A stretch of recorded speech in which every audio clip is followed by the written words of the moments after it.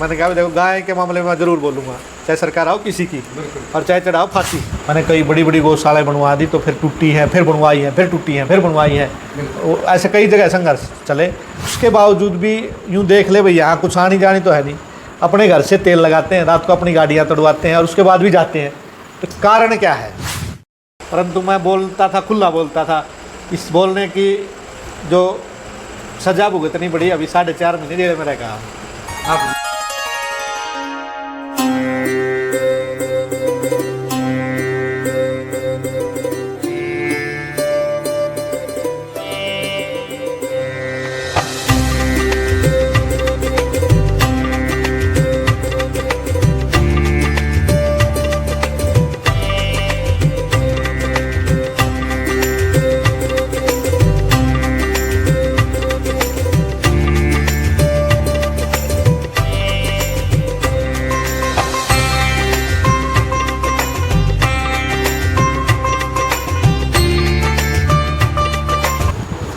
आप आचार्य योगेंद्र जी हैं, हरियाणा गौरक्षा दल के अध्यक्ष हैं। पूरे हरियाणा में जो भी बच्चे गौ सेवा कर रहे हैं, गौरक्षा का कार्य कर रहे हैं, तो उन सब बच्चों को संभाल रहे हैं। किसी भी परिस्थितियों में या कोई प्रशासन किसी को तंग करे, या कई बच्चे मुसलमानों द्वारा प्रताड़ित करें, या बच्चों पे केस लग जाए।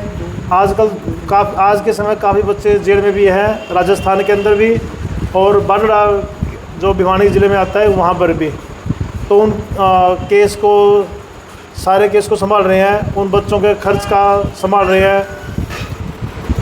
पूरे हरियाणा के अंदर ही नहीं, पूरे भारत के अंदर, जैसे अपना यूपी आ गया, पंजाब, हरियाणा और महाराष्ट्र, राजस्थान, यहाँ की टीमों को भी संभाल रहे हैं साथ में। थोड़ी सी हम लोग चर्चा कर लेते हैं। कार्य कर रहे हैं, और इस कार्य के साथ साथ जैसे नरवाना में पहले भी गौ चिकित्सालय आप चलाते थे, और सेवा करते करते आदमी विवादों के घेरे में आता है। उसका कारण ये होता है, व्यक्ति जो करने वाला वो तो ये सोचता है कि मैं अच्छा कर रहा हूँ, परंतु कुछ व्यक्तियों की मानसिकता के कारण या कई और अन्य कारणों के कारण उनको ये लगने लग जाता है भी ये आदमी तो यहाँ से कुछ ना कुछ ले रहा है, प्राप्त कर रहा है। और ये स्वाभाविक बात है। आप सेवा का सामाजिक कार्य करोगे तो कहते हैं भाई गोली गाली अपयश ये मिलते हैं, भाई आपको लोग मारने को आतुर होंगे, आपको गालियाँ देंगे, आपका अपयश अपमान करेंगे, ये चीज़ें फ्री में मिलती हैं सामाजिक कार्यकर्ता को। परंतु ये हमारे समाज का दुर्भाग्य भी रहता है कि भाई एक व्यक्ति अपने आपके सेवा में आपके लिए उतरा हुआ है और फिर हम उसका अनादर करते हैं। तो चलो वो कई बार हो जाता है। अब जैसे मैंने कहा, एक तो ये है, एक इसका भाई है, आप लोग इनके पारिवारिक परिस्थिति से परिचित हो गए। वो सुनार की दुकान पर ठाठ से एसी में बैठा हुआ है, ये गायों के गोबर में सना रहता है और उनके पीछे भागता है। मतलब अंतर आप देखिए, इसको कोई समझाने वाला तो क्या सिरदर्दी है। अब इसके दोनों बेटे हैं, वो भी यही लगे रहते, जैसे ही काम से स्कूल से आए तो यहाँ गायों के पीछे। मेरे ख्याल से शहर में जिनके बेटे होंगे या बच्चे होंगे, वो गाय के पास आना भी पसंद नहीं करते, कहते गोबर में से बदबू आ रही। अब पीछे जब बात चली, जो चिकित्सालय चलता था, तो मैं उसमें आया, मैंने जो शहर के बढ़िया लोग थे, जुड़े हुए थे, मैंने कहा, निवेदन किया, भाई समस्या क्या है, ये तो सेवा का कार्य था और सेवा में झगड़ा क्यों हो रहा है। मैंने कहा मैं इसको चुपचाप कहूँगा, भाई तू यहाँ से चला जा, आप लोग संभाल लेना, ये कुछ भी नहीं कहेगा। तो बोले जी हाँ वो तो करना है, यूँ करना। मैंने कहा बैठो करो। तो वो कहने लगे कि बोले कि ये गाय का इतना दूध पी गया। मैंने कहा भी जोड़ो हिसाब किताब, उस दूध का पैसा जोड़ लीजिए, ये नहीं देगा तो मैं देनदार हूँ। तो मैंने कहा अब एक बात बताओ, ये इस चिकित्सालय को कितने दिन संभाला है? मेरे को तो वैसे 2018 में वहाँ बनाया था जी। हाँ, और कितने दिन संभाला था उसको चिकित्सालय को? तीन साल तो यहाँ संभाला। 3 साल संभाला था। 4 साल जी, 4 साल तो यहाँ संभाला था जी। मैंने कहा आप 3 या 4 साल जो बनता है, तो मैंने कहा एक आदमी की आप दिहाड़ी बताओ कितनी लगाओगे। तो यूँ ही समझ लेना ये व्यक्ति दिहाड़ी पे काम कर रहा था। तो आप उस बात पर यदि विचार करोगे, तो मैंने कहा रोज़ के इसके 200-400 रुपये भी लगाओगे तो 3-4 साल की दिहाड़ी लगा लो। इसने काम तो किया ही है, तो और 24 घंटे दिए। कोई तो आदमी ड्यूटी टाइम देता है, इसने 24 घंटे दिए। तो बात खैर समझ में नहीं आई, और यहाँ तक उतराई कि केस हुआ और ये लोग जेल में गए। और वो एक शर्मनाक बात थी उसके बाद मैंने इनको कहा, मैंने कहा आप ना इसको छोड़ दो।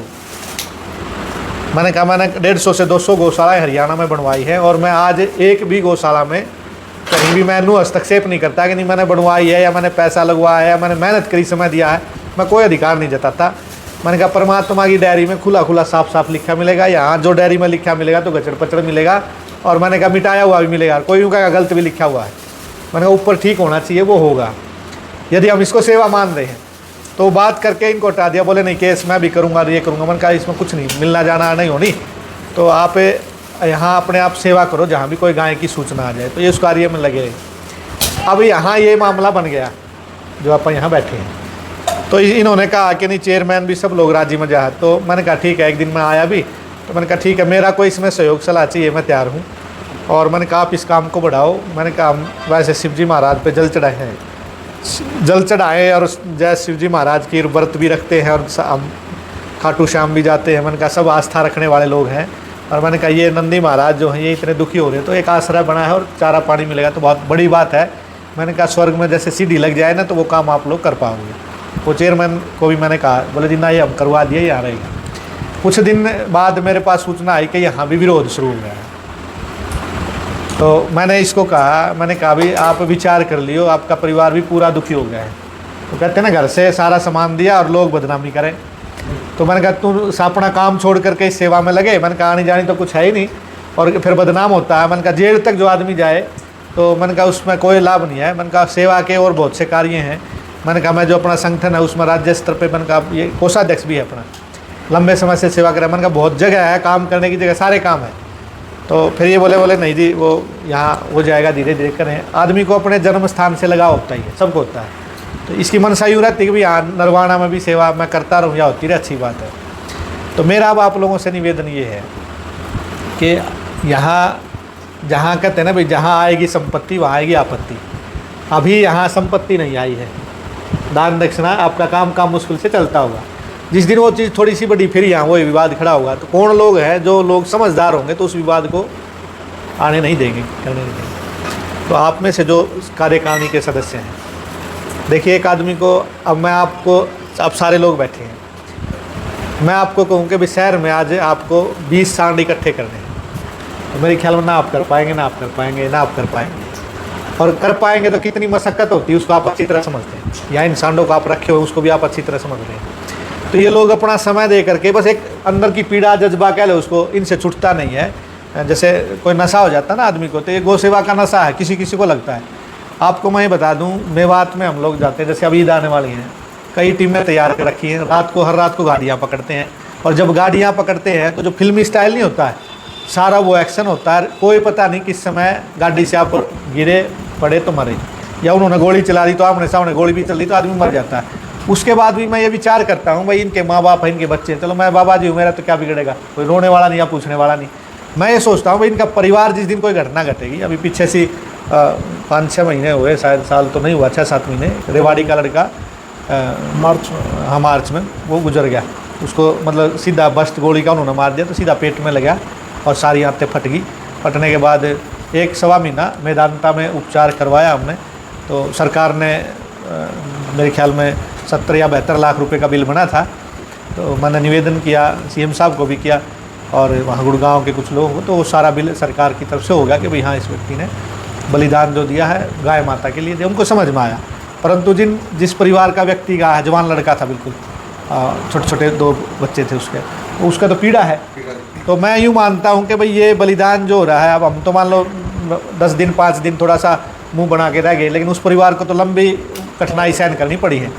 तो मैं यूँ सोचता हूँ भाई ये लोग उसके बावजूद भी यूँ देख ले भाई यहाँ कुछ आनी जानी तो है नहीं, अपने घर से तेल लगाते हैं, रात को अपनी गाड़ियाँ तोड़वाते हैं और उसके बाद भी जाते हैं। तो कारण क्या है? आप यहाँ रहोगे, आप यहाँ ने सारा सामान देख लिया, कई डेरों में आप जाओगे तो आप देखोगे यार तो देसी घी का हलवा खाने को मिले, काम कुछ करना ही नहीं। बाबा जी दौरे बैठोगे, थोड़ी बहुत घुट भी मारने को मिलेगी, ठाठ है। तो वहाँ तो बैठते हुए आदमी की थोड़ी बहुत आप नहीं लग जाए भी हाँ यहाँ तो आनंद है, मज़ा है। लेकिन यहाँ आप रहो 10 दिन रहो इनके साथ रहो, आपको क्या लगेगा? आपने महसूस कर लिया होगा कुछ आने जाने वाली चीज़ नहीं है। उसके बावजूद भी ये लोग करते हैं इस काम को, एक नशा है सेवा का। तो मैंने इस बात को समझा कि भाई ये परमात्मा की कृपा है। पिछले जन्मों का कोई संस्कार को या पिछले जन्मों का कोई किसी भी कर्म का बचाया है कि इतने गौ माता की सेवा करनी चाहे कुछ हो जाए, लगन लगती है। तो मेरा आप लोगों से निवेदन ये है, अब ये काम यदि शुरू कर दिया है, कठिनाइयाँ आएंगी, लोग कहेंगे शहर के बीच में क्या कर दिया, हमारे यहाँ तो पड़ोसी कहेंगे बदबू आनी शुरू हो गई है, कोई गोबर की बताएगा, कोई कुछ बताएगा। तो यदि ये आश्रय स्थल बना दिया नंदी महाराज का, तो इसको फिर यहाँ से हटने नहीं देना चाहिए। फिर तो उसमें है ना, मतलब वो, क्योंकि मेरे साथ खूब संघर्ष हुए हैं, मैंने कई बड़ी बड़ी गौशालाएँ बनवा दी, तो फिर टूटी हैं, फिर बनवाई हैं, फिर टूटी हैं, फिर बनवाई हैं, ऐसे कई जगह संघर्ष चले। और फिर उसमें ये कई जगह ऐसा भी हुआ कि दूसरी जगह शिफ्ट भी करनी पड़ी है, हुआ है। परंतु क्या है कि आज आप देखो कि मतलब इनके लिए कहीं क्या जगह ही नहीं है, तो ये बेचारे बोल नहीं सकते, बता नहीं सकते, तो इनके लिए क्या धरती समाप्त हो गई है। आप तो सेक्टर में भी प्लाट ले लेंगे और ले लेंगे, यहाँ लाभ क्या है, 10 आदमी आपको यूँ समझाने आ जाएंगे, महाराज जी फलानी जगह इससे भी ज़्यादा मिल रही है, हम 4 दीवारी कर देंगे, फलान कर देंगे, टिकट कर देंगे। वहाँ क्या होगा, अब पहले हर घर में गायें और गाय से आदमी को जोड़ा जाए तो ये लाभ है, वो एक अलग विषय है। कथा कोई गाय की हो तो आदमी को समझ में आ जाए। तो पहले हर घर में रहते थे, आज मान लो शहर के बीच में यदि आप शिव जी महाराज का और या कोई मंदिर बनाओ तो उसमें पत्थर का नंदी जरूर बैठाओगे, बैठाते नहीं बैठाते, वो तो ज़रूरी चाहिए, और ये साक्षात है, ये चाहिए नहीं। इससे क्या पता लगता है कि आदमी बुद्धि से विचार नहीं कर रहा है। तो इस काम को यदि आपने शुरू कर दिया है, कोई कितना हेतु दो ना भैया, यहाँ चलेगा, भीड़ हो जाएगी तो दूसरी जगह दे दो, लेकिन ये जगह यहाँ इस काम के लिए रहेगी। गुड़गांव में एक गौशाला प्रशासन ने तोड़ने के लिए पुलिस हमला जमला भेज दिया था, गांव में विरोध हुआ, लड़ाई बखेड़ा होगा, तो पुलिस सामने लोग भी, तो फिर वहाँ मैंने पंचायत करी। अलमुद्दीनपुर गांव है, 53 एकड़ ज़मीन थी, तो सब सरपंच ने कहा कि ये ज़मीन पर कब्जा करना चाहते हैं। गांव के महाराज थे, मंदिर था, वे लोग वहाँ गौशाला बनाना चाह रहे, बन के बहुत सारी बन भी गई थी, लेकिन सरकार ने आदेश दे दिया टूटेगी। तो मैंने कहा भी ये तो हम तो यूँ सोचते थे भाई हिंदुत्व की सरकार आ गई है, अब तो काम सारा ठीक बनेगा। फिर मैंने और अधिकारियों को, पदाधिकारियों को कहा, मैंने गाँव में पंचायत करी। पंचायत करने के बाद मैंने डीसी को कहा कि आप ऐसा करोगे तो मैं लीगल और कोर्ट की कार्रवाई करूँगा। मैंने कहा ये गोचर भूमि है, आप इसको ठेके पर भी नहीं दे सकते। और मैंने कहा हमारी गौशाला आप गिरवा दो, लेकिन टेम्परेरी कंस्ट्रक्शन करके या बिना कंस्ट्रक्शन के वहाँ गायें रखी जा सकती है। मैंने कहा हाई कोर्ट सुप्रीम कोर्ट के आदेश है कई जगह। मैंने कहा फिर हम काम, बोले महाराज जी मुझे कोई आपत्ति नहीं, आप गाँव राम को मनाओ। जो सरपंच आदि विरोध में पूरी पंचायत थी, तो मैंने गांव से निवेदन किया, वहाँ गो कथा रखी, तो माताएं महिलाएं सुनने के लिए आई, तो उनको समझ में आया। उन्होंने घर जाके कहा कि उधर रेवाड़ी गुड़गांव साइड की बात है, तो उन्होंने अपनी भाषा में कहा भी जाओ रे, तू क्यों मामला मोल ले रहा है और तू क्यों अपने पाप सिर चढ़ा रहा है। महाराज जी ने आज ये बात बताई है, शास्त्रोक्त भी बताई है, सारी बात घटती भी है समाज में। तो उन्होंने अपने अपने परिवार वालों को मनाया। तो ऐसा 7 दिन बाद कथा जब समाप्त हुई, इसी दौरान एक वेद का मैंने हवन किया मंत्रों से, तो सारा गांव लगभग ये तैयार हो गया। बोले महाराज जी देख लो जैसे आप उचित समझो। तो फिर गांव में समझौता हुआ, बोले जी हम जो ज़मीन जितनी जाओ उतनी में आप मान जाओगे क्या। मैंने कहा तो गाय की ज़मीन है, आपकी ज़मीन, ये आप कौन देने वाले हो भाई, ये गोचर भूमि है, आप कौन देने वाले होते हो। बोले आप जैसे कहोगे। मैंने कहा चलो आपके मान लेते हैं। तो फिर 21 एकड़ ज़मीन उन्होंने प्रस्ताव पास करके वो दे दी। फिर डीसी को हमने कहा, मैंने कहा बची हुई जो है गाय घूमती रहेंगी, पड़ी रहेंगी, तो गोचर भूमि। तो कहने का अभिप्राय वो माहौल वहाँ अच्छा बना। देखेंगे अभी जगह अभी यहाँ 200 के करीब नंदी ऑलरेडी हैं, तो एक तो उन लोगों पे प्रभाव पड़ेगा भाई, ये तो ऑलरेडी बहुत ही बढ़िया काम चल रहा है।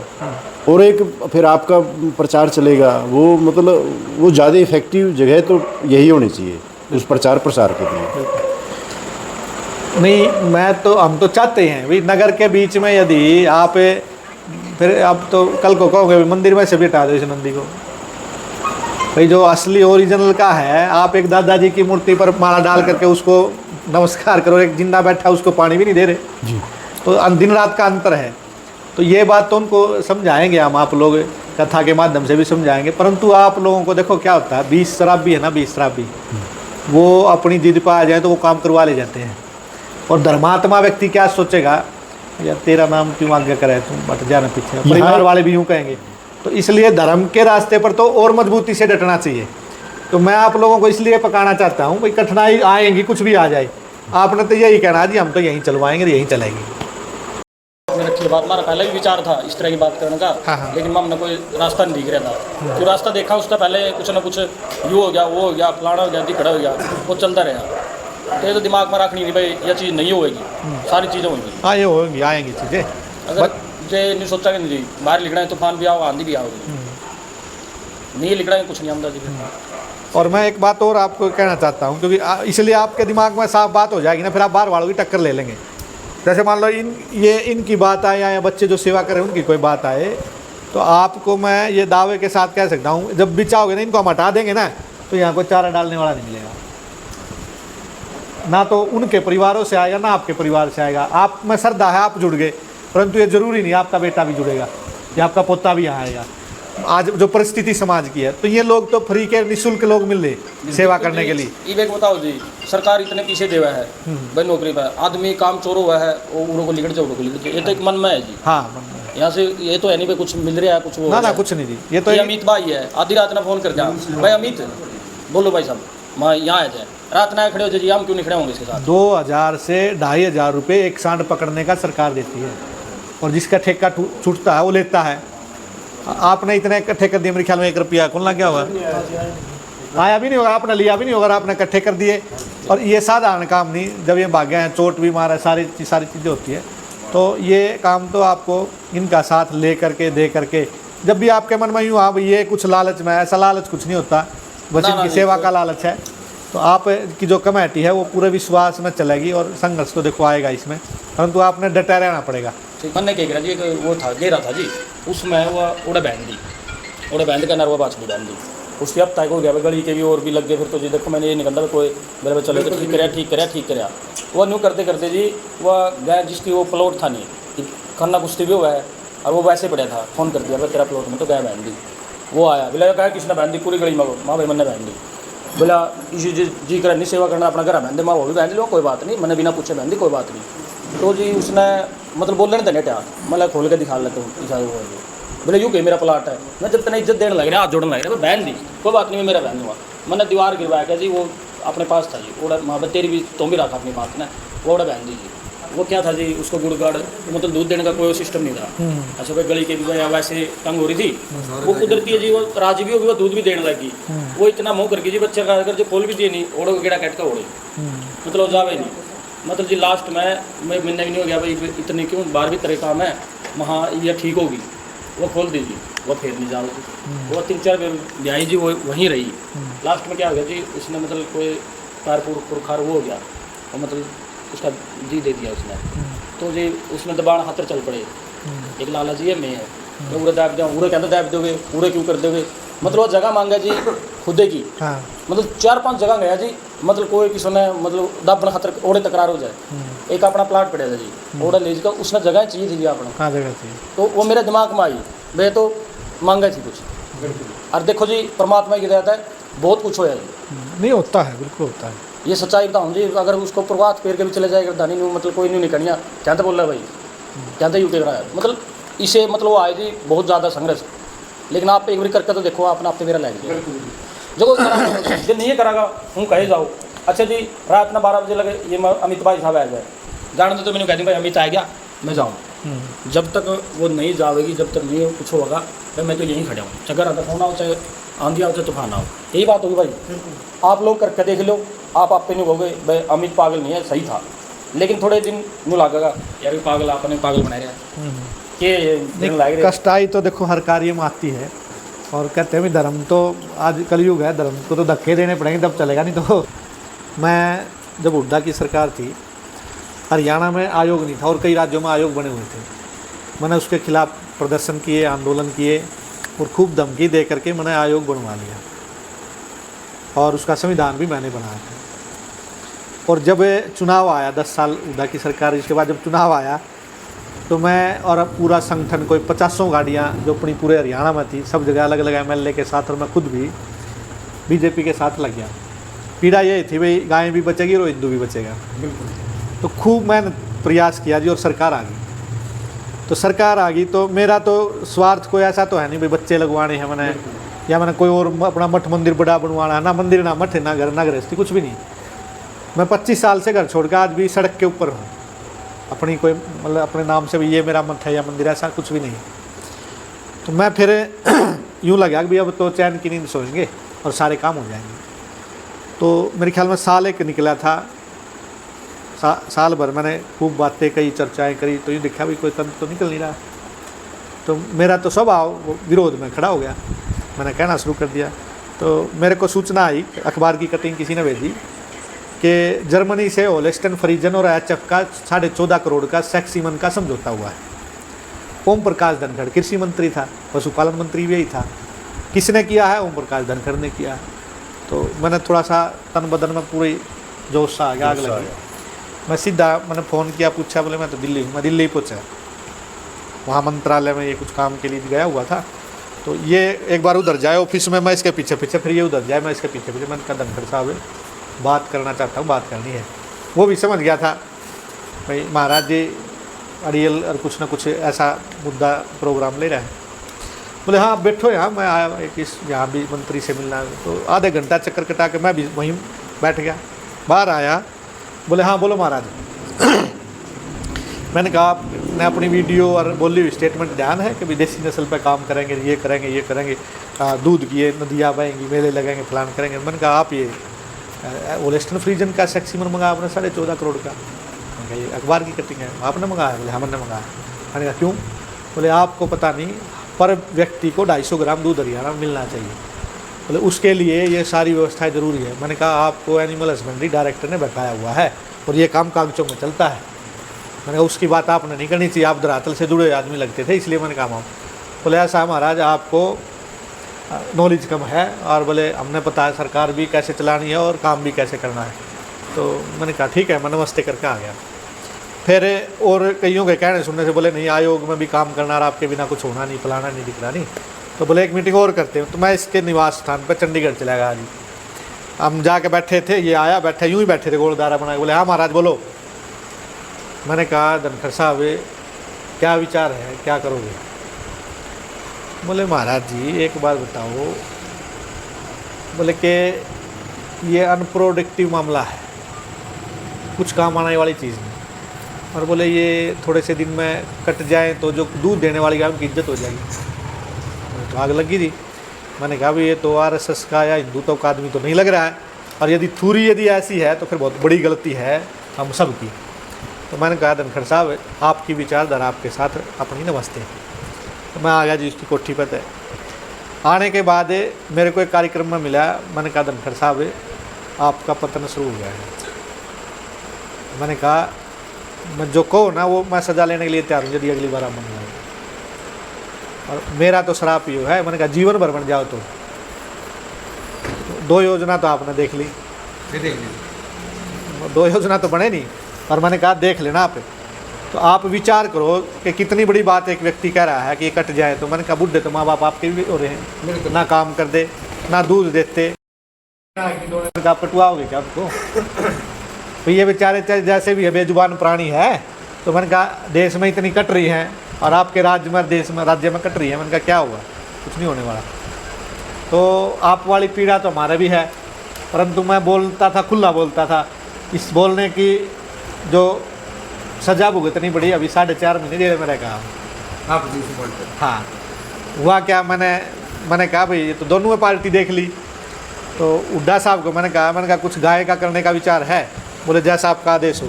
वो चलो अगला करदा ना करदा, उसकी एक नीति तो थी भाई, जितने आदमी पकड़े जाए। हर आदमी हर पॉलिटिकल चलता, पार्टी भी चाहेगी। कई बीजेपी के लोगों ने कहा बोले नहीं महाराज जी आपका काम हो गया। मैंने कहा अभी 10 साल थे नहीं किया। मैंने कहा कैसे विश्वास करूँ? तो हुड्डा साहब बोले जैसे कहोगे वैसे करेंगे। तो मैंने कहा फिर आपकी मदद करूँगा मैं। तो 3-4 सांसदों की मैंने मदद कर दी थी और वे बन गए।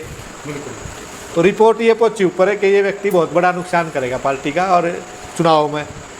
हालांकि आगे तो विचार करना था विधानसभा में हम किसका सहयोग क्या साथ दें। तो वो बात चलती चलती थी, वो ऐसा प्रोपगंडा बना दिया कि चुनाव से 1.5 महीना 2 महीना पहले मेरे को उठवा कर फिर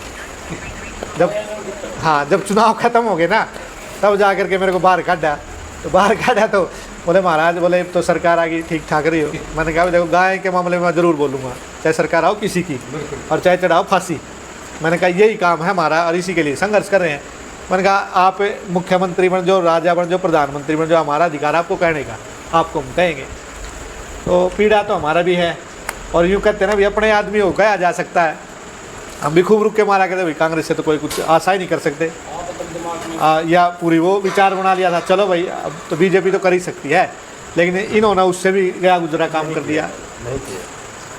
मतलब कुछ भी काम नहीं है। मैंने खूब स्टेटमेंट दे ली, मैंने कहा जितनी भी हरियाणा में गोचर भूमि है आपसे एक तो रुपया नहीं लिया जाएगा, एक ईंट का पैसा नहीं लिया जाएगा। आप सिर्फ गोचर भूमि का आदेश कर दो कि भाई इस संगठन को हमने गोचर भूमि हरियाणा की इतने साल के लिए सौंप दी। मैंने कहा नाम पट्टा करवा दे, आप वैसे आदेश कर दो और छुटवा दो। मैंने कहा गाय एक भी सड़क पर रह जाए तो हमारी जिम्मेदारी और 1 साल का समय चाहिएगा हमारे को। आपने तो मैंने कहा खूब बयान दे दिए भाई स्ट्रे कैटल है फलानी तारीख को हरियाणा में बिल्कुल बाहर नहीं दिखाया जाएगा, सारी गायें अंदर हो जाएगी। सीएम साहब ने कई बयान दिए जो आपने बताया, और हर बयान पे हमने सारी बात की, कटिंग पुचाई सारे काम। तो अब कोई रास्ता तो दिखाई दे नहीं रहा करने और कसनी बंद कर। और संघर्ष है, क्या करें।